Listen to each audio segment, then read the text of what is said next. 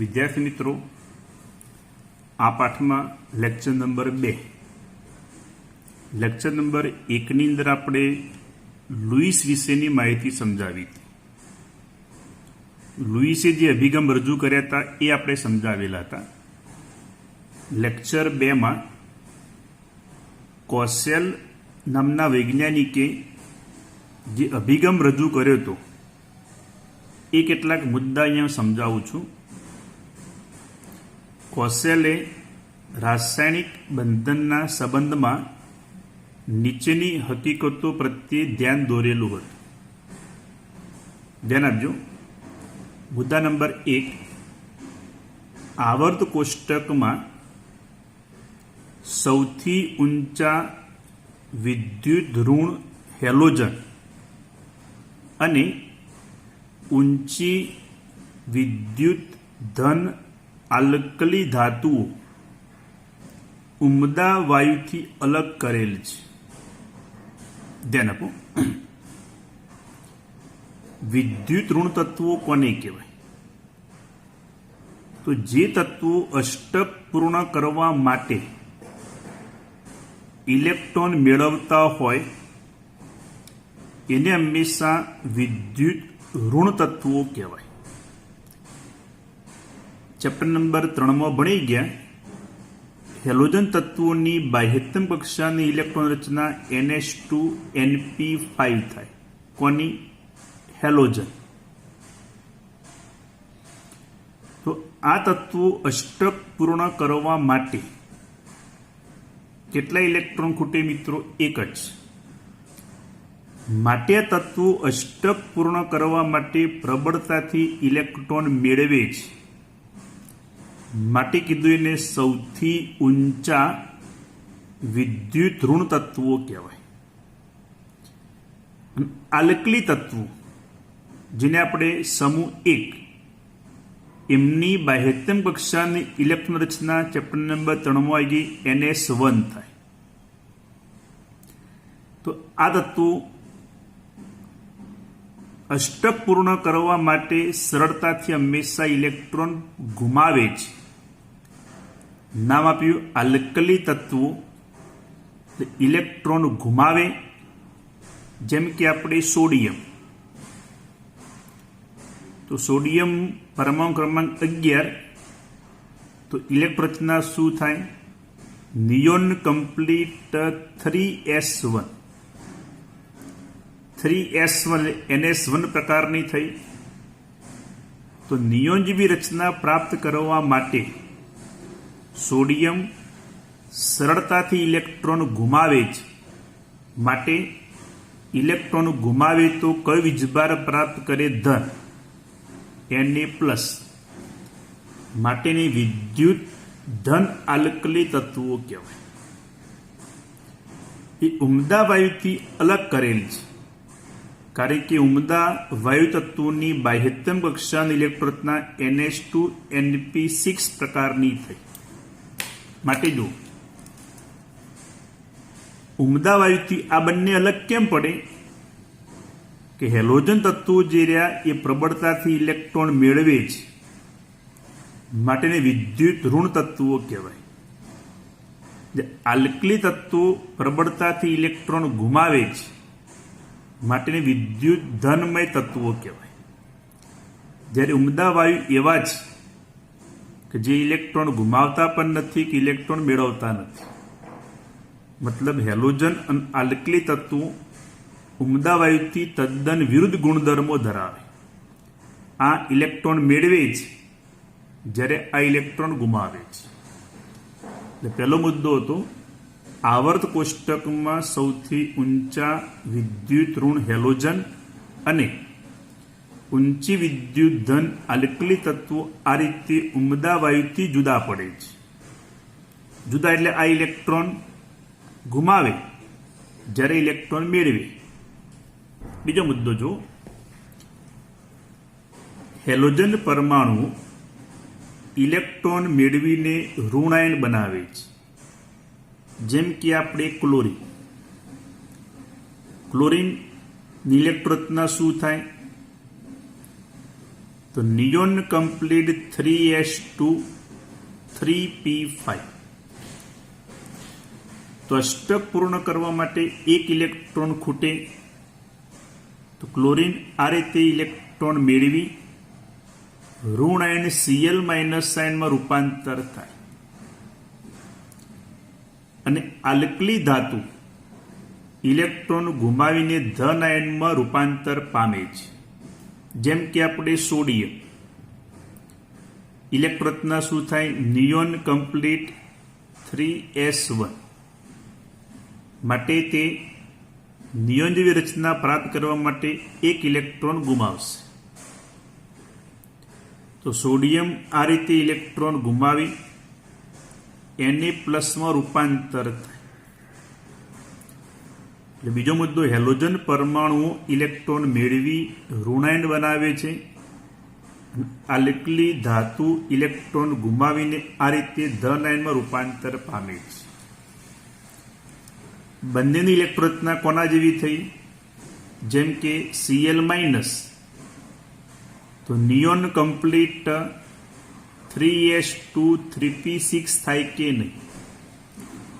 એક ઇલેક્ટ્રોન મેળવ્યા પછી તો રચના કોના જેવી થઈ? આર્ગોન જેવી રચના થઈ. જ્યારે સોડિયમ ઇલેક્ટ્રોન ગુમાવી કોના જેવી રચના પ્રાપ્ત કરી? નિયોન જેવી. આર્ગોન અને નિયોન એ નિષ્ક્રિય વાયુ અથવા નિષ્ક્રિય તત્વો તરીકે ઓળખવામાં આવે.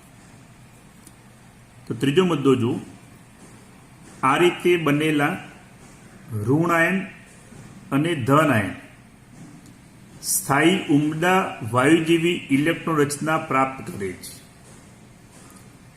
Cl માઇનસ ઋણ આયન કોના જેવી રચના પ્રાપ્ત કરી? આર્ગોન જેવી. ધન આયન Na+ કોના જેવી રચના પ્રાપ્ત કરી? તો નિયોન જેવી. સ્થાયી ઉમદા વાયુ જેવી ઇલેક્ટ્રોન રચના પ્રાપ્ત કરે છે. ચોથો મુદ્દો, ઉમદા વાયુ 8 ઇલેક્ટ્રોન સ્થાયી બાહ્ય કોષ રચના ઇલેક્ટ્રોન NH2NP6 આપે છે. ઉમદા વાયુ જેમ કે આપણે આર્ગોન, તો લખાય નિયોન કમ્પ્લીટ 3s2 3p6 થઈ. આપણે નિયોન તો લખાય હિલિયમ કમ્પ્લીટ 2s2 2p6 થઈ નિયોન માટે. તો ઉમદા વાયુઓ જેમ કે આર્ગોન અને નિયોન 8 ઇલેક્ટ્રોનની સ્થાયી બાહ્ય કોષ રચના NH2NP6 આપે છે. એટલે આર્ગોન 3s2 3p6 થઈ, નિયોન 2s2 2p6 એટલે NH2NP6 જેવી રચના આપે છે. ઋણાયન અને ધનાયન સ્થિર વિદ્યુતીય આકર્ષણથી હંમેશા સ્થાયી થાય છે. જેમ કે આપણે એક બીજું ઉદાહરણ જોઈએ, કેલ્શિયમ. કેલ્શિયમનો પરમાણુ ઇલેક્ટ્રોન રચના શું થાય મિત્રો? Argon complete 3s2. કારણ કે કેલ્શિયમનો પરમાણુ ક્રમાંક થાય 20. તો કેલ્શિયમ આર્ગોન જેવી રચના પ્રાપ્ત કરવા માટે શું કરશે? 2 ઇલેક્ટ્રોન ગુમાવશે. Ca+2 2 ઇલેક્ટ્રોન ગુમાવી દીધા. કોને જેવી રચના પ્રાપ્ત કરી? આર્ગોન જેવી. ક્લિયર મિત્રો? હવે આપણે ફ્લોરિન. તો ફ્લોરિન રચના શું થાય? હિલિયમ કમ્પ્લીટ 2s2 2p5 રચના થઈ. તો ફ્લોરિન આ રીતે એક ઇલેક્ટ્રોન મેળવી F- માં રૂપાંતર થાય કે નહીં? તો રચના શું લખાય? હિલિયમ કમ્પ્લીટ 2s2 2p6 અથવા નિયોન કમ્પ્લીટ લખાય કે નહીં? તો હવે આ રીતે Ca+2 અને F- તો જો અહીંયા +2 છે, અહીંયા -1 છે, તો આપણે અહીંયા 2 વડે ગુણીએ તો CaF2 માં રૂપાંતર થાય. તો Ca+2 અને F માઇનસની સંખ્યા કેટલી? 2. તો અહીંયા જે ધન અને ઋણ વચ્ચે એક પ્રકારનું આકર્ષણ બળ હોય કે નહીં? કારણ કે આકર્ષણ બળ બને તો જ હંમેશા બંધ બને. માટે કીધું એને સ્થિર વિદ્યુતીય આકર્ષણ.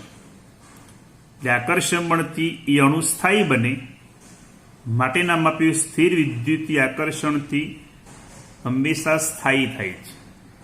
એટલે સંયોજનમાં ધન આયન ઋણ આયન વચ્ચે એક પ્રબળ આકર્ષણથી સ્થિર સંયોજન બન્યું, મતલબ એ રચના સ્થાયી બની. ત્યારબાદ જોઈએ આપણે ધન આયન અને ઋણ આયન વચ્ચે સ્થિર વિદ્યુતીય આકર્ષણના પરિણામ રૂપે રચાતા આ બંધને વિદ્યુત સંયોજક બંધ કહે છે. ધારો કે NaCl માં Na+ અને Cl-, તો સ્થિર વિદ્યુતીય આકર્ષણના પરિણામે રચાતો આ જે બંધ જે રહ્યો એ બંધને વિદ્યુત સંયોજક બંધ તરીકે ઓળખવામાં આવે. એ પ્રમાણે Ca+2 F- અહીંયા પણ ધન અને ઋણ વચ્ચે પ્રબળતાથી આ જે બંધ બન્યો એ બંધને વિદ્યુત સંયોજક બંધ તરીકે ઓળખવામાં આવે. ધ્યાન આપજો, છેલ્લો મુદ્દો. આમ વિદ્યુત સંયોજકતા આયન પરના એકમ ભારની સંખ્યા છે. જેમ કે Ca+2 ની વિદ્યુત સંયોજકતા કેટલી?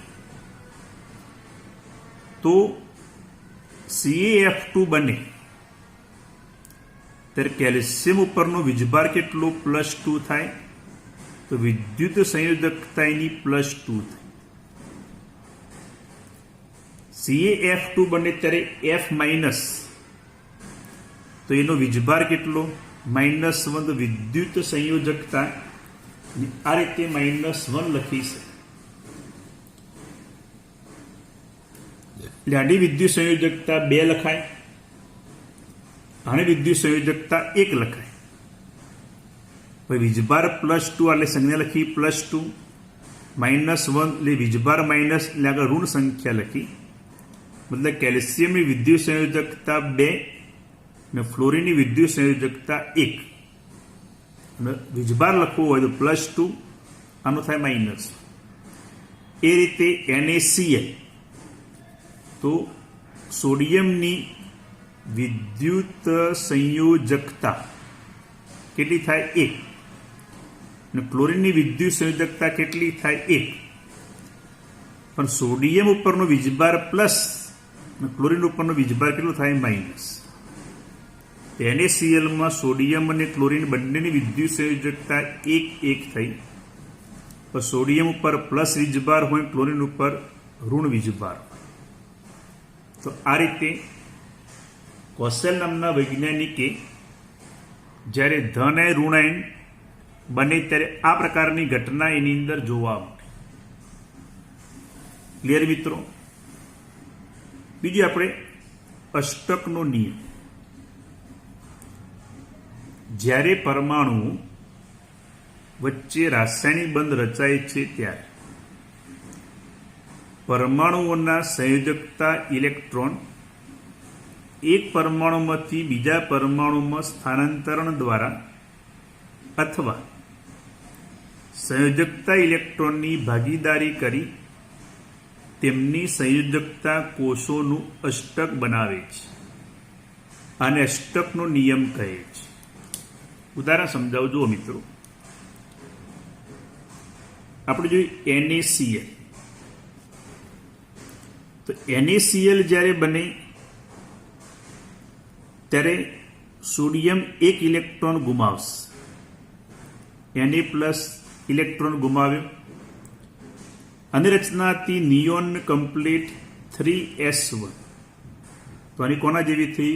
નિયોન જેવી થઈ કે નહીં? જ્યારે chlorine neon complete 3s2 3p5 હતી, એક ઇલેક્ટ્રોન મેળવી આ રીતે Cl- આયન જ્યારે બને તો નિયોન કમ્પ્લીટ 3s2 3p6 રચના થઈ. નિયોન તો આમ લખાય મિત્રો, હિલિયમ કમ્પ્લીટ 2s2 2p6 લખાય કે? તો અહીંયા અષ્ટક પૂર્ણ થઈ ગયું, અહીંયા અષ્ટક પૂર્ણ થઈ ગયું. તો જો શું વાક્ય લખ્યું? એક પરમાણુમાંથી બીજા પરમાણુમાં સ્થાનાંતરણ દ્વારા ઇલેક્ટ્રોન મેળવીને કે ગુમાવીને અથવા ઇલેક્ટ્રોનની ભાગીદારી કરી, જેમ કે આપણે Cl2. તો આપણે જેમ ક્લોરીનને અષ્ટક પૂર્ણ કરવા માટે એક ઇલેક્ટ્રોન ખૂટે તો 2 Cl પરમાણુ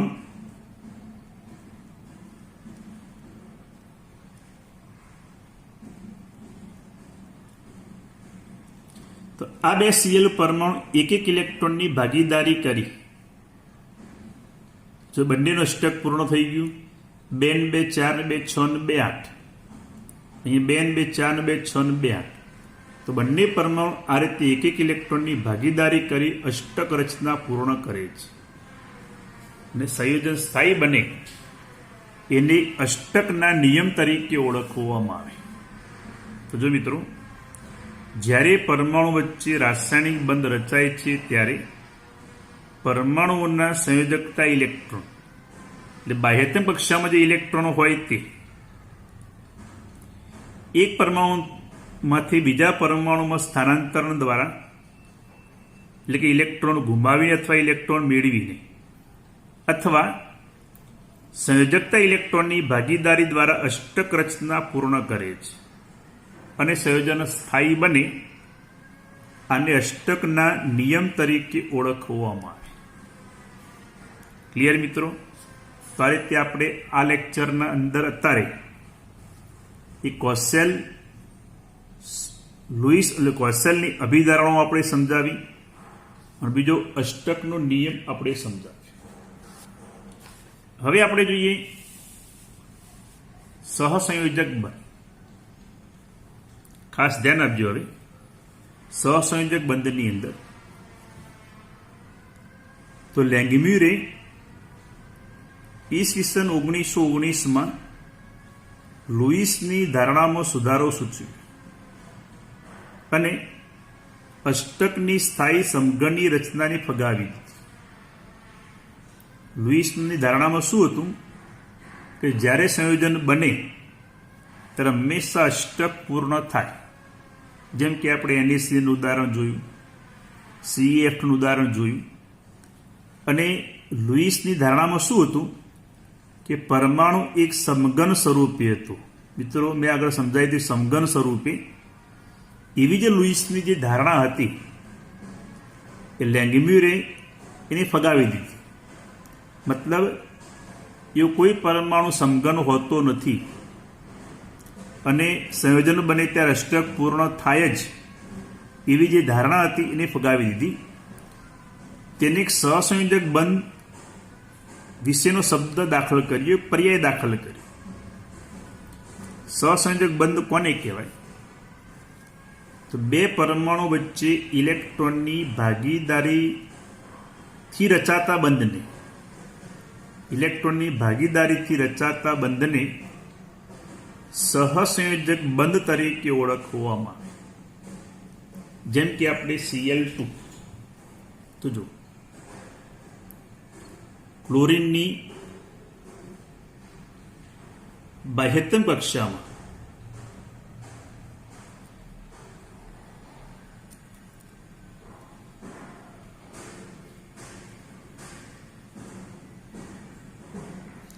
આ રીતે 7 ઇલેક્ટ્રોન છે.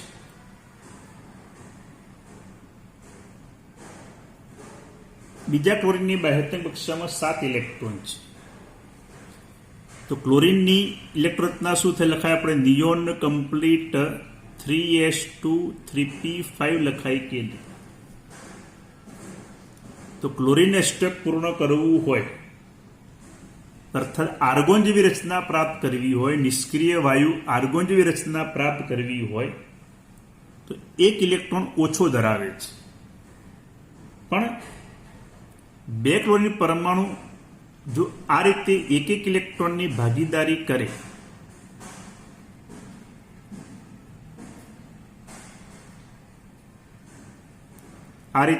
ઇલેક્ટ્રોનની ભાગીદારી કરે તો બંનેનું આ રીતે અષ્ટક અહીંયા પૂર્ણ થયું, આર્ગોન જેવી રચના પ્રાપ્ત થઈ ગઈ. તો 2 Cl પરમાણુ વચ્ચે એક ઇલેક્ટ્રોનની ભાગીદારી થઈ, સહિયારી જોડ બની, ક્લોરીન પરમાણુ બાહ્ય કોષનું અષ્ટક નજીકના નિષ્ક્રિય વાયુ કોના જેવું પ્રાપ્ત કરશે? આર્ગોન છે. તો આ રીતે 2 Cl પરમાણુ વચ્ચે ઇલેક્ટ્રોનની ભાગીદારી દ્વારા આ જે બંધ બન્યો એ બંધને હંમેશા કયો બંધ કહેવાય? સહસંયોજક બંધ તરીકે ઓળખવામાં આવે. હવે ધ્યાન આપજો મિત્રો, કેટલાક મુદ્દાઓની અંદર બિંદુઓ ઇલેક્ટ્રોન દર્શાવે છે. આપણે આ જે બિંદુ લખ્યા ને, આ ટપ્પા જે દર્શાવ્યા ઇલેક્ટ્રોન દર્શાવે છે. આવી રચના લુઈસ રચના તરીકે ઓળખાય છે, જે આપણે લેક્ચર નંબર 1 સમજાવી. બીજા અણુઓ માટે પણ લુઈસ બિંદુ રચના લખી શકાય, જેમાં સંયોજતા પરમાણુ એક સરખા હોય અથવા અલગ અલગ પણ હોઈ શકે. જેમ કે અહીંયા આપણે સંયોજતા બંને પરમાણુ સમાન છે. ધારો કે H અને Cl હોય તો બંને પરમાણુ સમાન ના કહેવાય, સંયોજતા બંને પરમાણુ અલગ અલગ છે. અહીં વાક્ય જો, જેમાં સંયોજતા પરમાણુ એક સરખા પણ હોય અથવા અલગ અલગ હોય છે. ધ્યાન આપજો. હવે દરેક બંધ પરમાણુ વચ્ચે ઇલેક્ટ્રોનની ભાગીદારીનું પરિણામ છે. જેમ કે સમજાયું, 2 Cl પરમાણુ વચ્ચેનો આ જે બંધ ક્યારે બને? બંને પરમાણુ વચ્ચે ઇલેક્ટ્રોનની ભાગીદારી થાય તો. જો ઇલેક્ટ્રોનની ભાગીદારી ન થાય તો 2 પરમાણુ વચ્ચે બંધ બનશે નહીં. એટલે દરેક બંધ પરમાણુ વચ્ચે ઇલેક્ટ્રોન ભાગીદારીનું પરિણામ છે. દરેક સંયોજાતો પરમાણુ ભાગીદારી યુગ્મને ઓછામાં ઓછો 1 ઇલેક્ટ્રોન આપે છે. જેમ કે 2 Cl પરમાણુ વચ્ચે બંધ બન્યો તો 2 પરમાણુ વચ્ચે આ જે બંધ બન્યો ક્યારે બન્યો? બંને ક્લોરીનના 1 ઇલેક્ટ્રોનની ભાગીદારી થઈ તો. દરેક સંયોજાતો પરમાણુ ભાગીદારી યુગ્મને, જે ભાગીદારી યુગ્મ કહેવાય. જેના જો મિત્રો,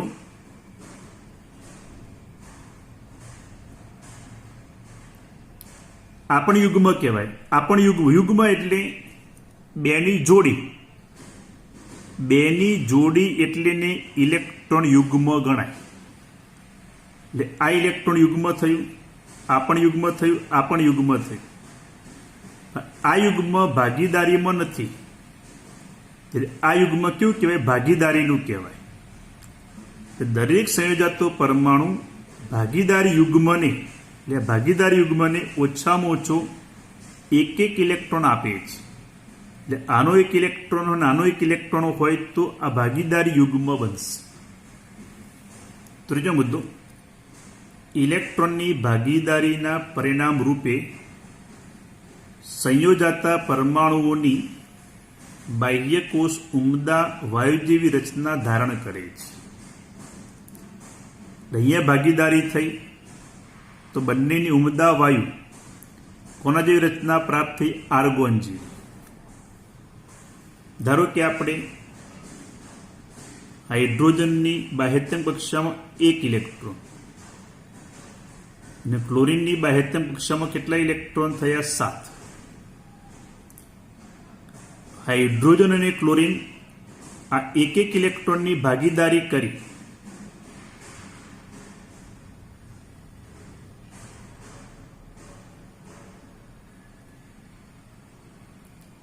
એક એક ઇલેક્ટ્રોનની ભાગીદારી કરી આ રીતે આપણને HCl બનાવશે. તો હાઇડ્રોજનની ઉમદા વાયુ કોને જેવી રચના પ્રાપ્ત થઈ? હિલિયમ જેવી. અને ક્લોરીન ની ઉમદા વાયુ કોને જેવી રચના પ્રાપ્ત થઈ? આર્ગોન જેવી. ઇલેક્ટ્રોનની ભાગીદારીના પરિણામ રૂપે સંયોજતા પરમાણુઓની બાહ્ય કોષ ઉમદા વાયુ જેવી રચના ધારણ કરે છે. અહીંયા બંને ક્લોરીન પરમાણુ ઉમદા વાયુ આર્ગોન જેવી રચના પ્રાપ્ત થઈ. H અને Cl જોડાઈ HCl બનાવે હાઇડ્રોજનની હિલિયમ જેવી, ક્લોરીનની આર્ગોન જેવી ઉમદા વાયુ જેવી રચના પ્રાપ્ત થઈ. હવે મિત્રો, બે પરમાણુ વચ્ચે કેટલા ઇલેક્ટ્રોનની ભાગીદારી થાય એને આધારે સહસંયોજક બંધ એક રચાય, બે રચાય, કેટલા રચાશે એના પર આધાર રાખે. કેટલાક ઉદાહરણ આપણે જોઈએ. જેમ કે એક ઉદાહરણ સમજાવીએ આપણે Cl2. તો બે Cl પરમાણુ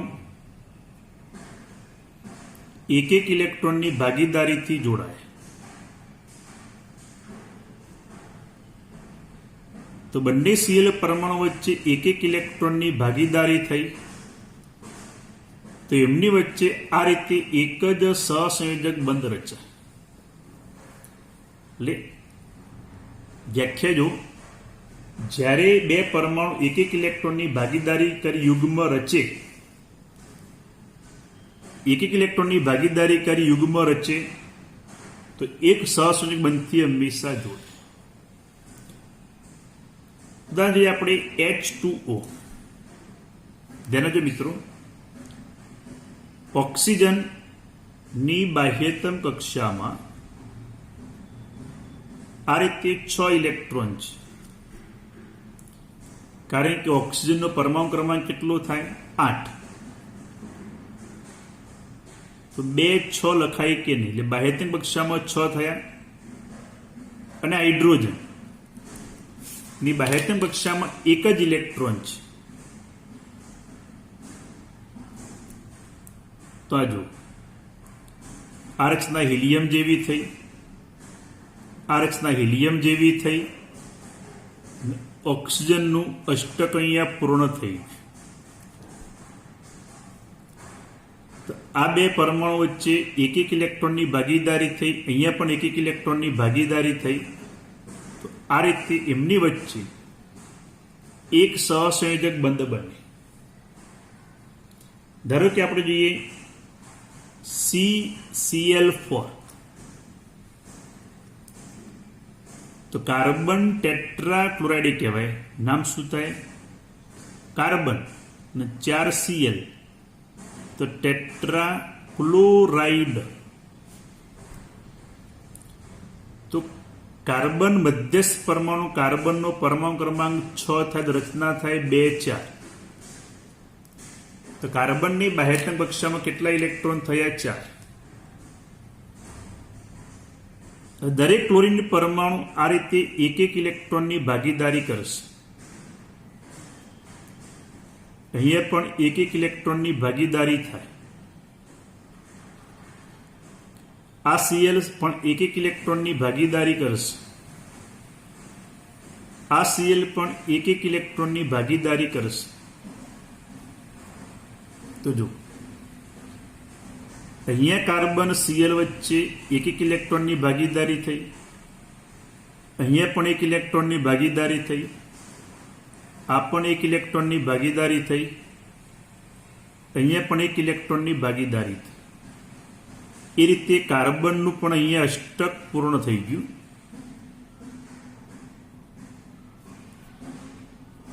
તો આ રીતે કાર્બન અને Cl વચ્ચે એક એક સહસંયોજક બંધ હંમેશા રચાશે. ટૂંકમાં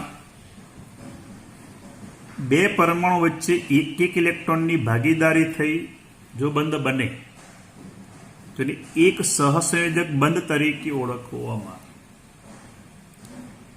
દ્વિસહસંયોજક બંધ વ્યાખ્યા શું થાય? જો પરમાણુઓ બે ઇલેક્ટ્રોનની ભાગીદારીથી જોડાય, તેમની વચ્ચે દ્વિસહસંયોજક બંધ બને. જેમ કે જે આપણે CO2 નામ શું થાય મિત્રો? Carbon dioxide. તો કાર્બનની બાહ્યતમ કક્ષામાં કેટલા ઇલેક્ટ્રોન? 4. તો આ રીતે લખીએ આપણે. ઓક્સિજનની બાહ્યતમ કક્ષામાં કેટલા ઇલેક્ટ્રોન થાય? 6. કાર્બનને અષ્ટક પૂર્ણ કરવું હોય 4 ઇલેક્ટ્રોન ખૂટે. 2 ઇલેક્ટ્રોન જમણી બાજુના ઓક્સિજન સાથે ભાગીદારી કરશે, બીજા 2 ઇલેક્ટ્રોન ડાબી સાઈડના ઓક્સિજન સાથે ભાગીદારી કરશે. તો જો ઓક્સિજનનું અષ્ટક અહીંયા પૂર્ણ થઈ ગયું, આ ઓક્સિજનનું અષ્ટક પૂર્ણ થઈ ગયું ને એ કાર્બનનું પણ અષ્ટક પૂર્ણ થઈ ગયું.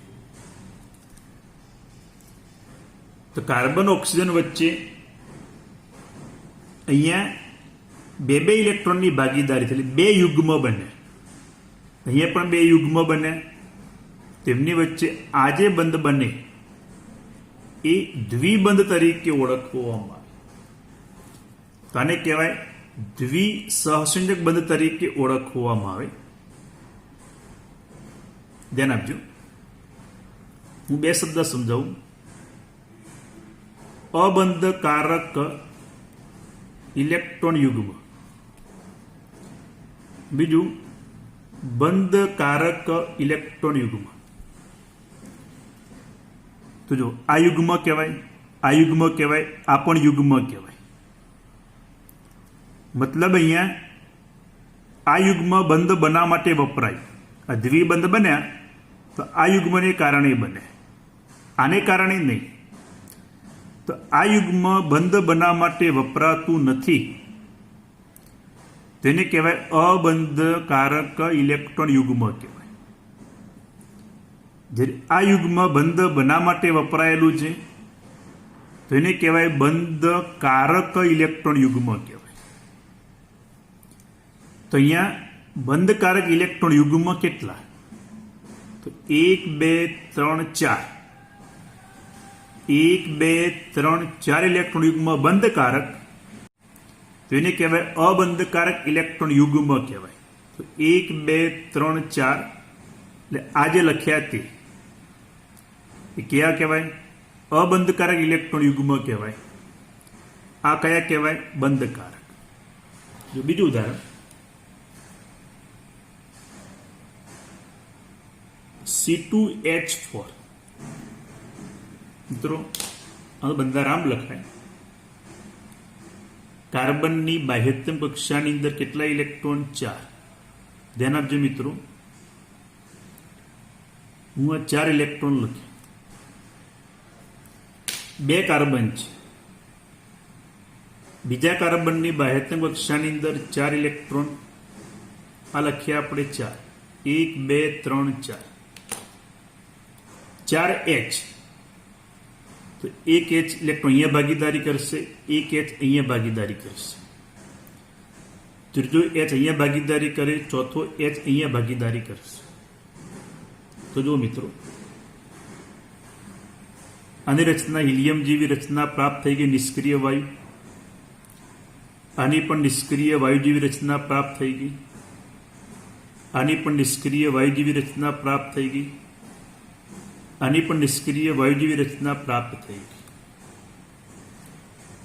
આ કાર્બનની વાત કરીએ તો એનું અષ્ટક અહીંયા પૂર્ણ થઈ ગયું.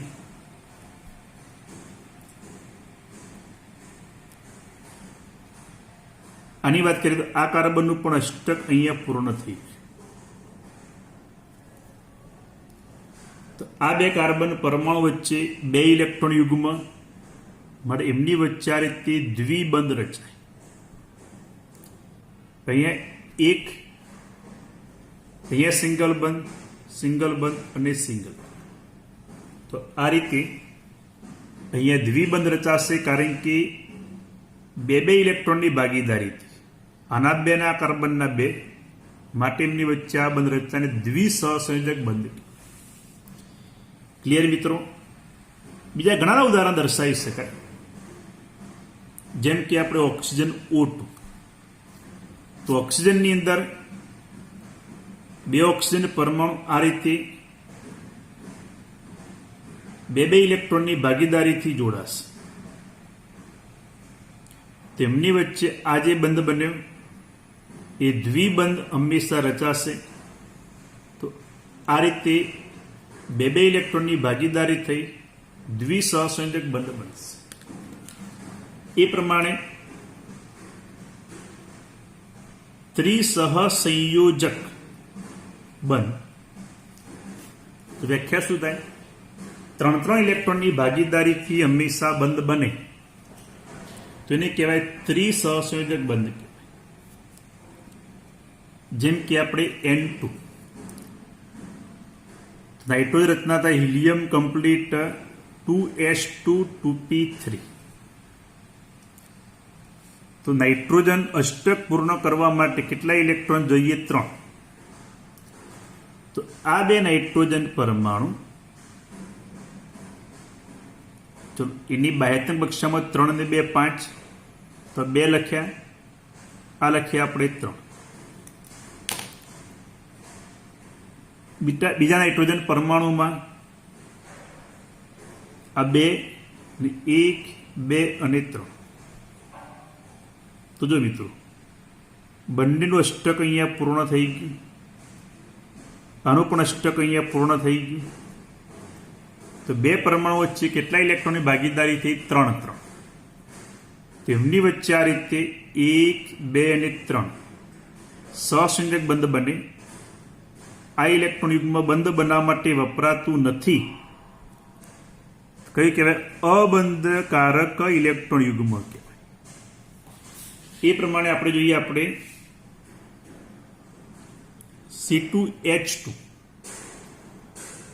નામ થાય ઇથાઇન. બીજું નામ યાદ રાખજો, અને કહેવાય એસિટિલીન. તો કાર્બનની બાહ્યતમ કક્ષામાં 4 ઇલેક્ટ્રોન, આ 4 લખ્યા. બીજા કાર્બનની બાહ્યતમ કક્ષામાં આ રીતે 4 ઇલેક્ટ્રોન, 2H, 2H. તો જો આ રચના હિલિયમ જેવી થઈ ગઈ, આ રચના હિલિયમ જેવી થઈ ગઈ. આ કાર્બનનું અષ્ટક અહીંયા પૂર્ણ થઈ ગયું, આ કાર્બનનું અષ્ટક અહીંયા પૂર્ણ થઈ ગયું. સોરી મિત્રો, અહીંથી અહીંયા આવશે. તો બંને કાર્બન પરમાણુ વચ્ચે 3 ઇલેક્ટ્રોનની ભાગીદારી થઈ. તો આ રીતે 2 અને 3 ત્રિબંધ હંમેશા રચાશે. ક્લિયર મિત્રો? તો આ પ્રમાણે આપણે સહસંયોજક બંધ વિશેની સમજૂતી આપી. મેં તમને ઉદાહરણ દ્વારા સમજાવ્યું છે. લખાણ જે રહ્યું એ બુકમાં તમારે વાંચવાનું. પેમ્ફલેટ જ્યારે આવશે ત્યારે તમને મોકલાવીશ. કોઈએ પેમ્ફલેટ માગવાની ઉતાવળ કરવી નહીં, પણ બુકનું દરેકે દરેક વાક્ય મેં સમજાવેલું છે. એટલે અત્યારે હાલ તમારે તૈયારી બુકની અંદરથી કરવાની છે. ક્લિયર મિત્રો? તો અત્યાર સુધી આ પાઠની અંદર 2 લેક્ચર જે ચાલ્યા, તમે બુકની અંદરથી એને સમજીને તૈયાર કરતા રહેજો. ક્લિયર મિત્રો? ઓકે.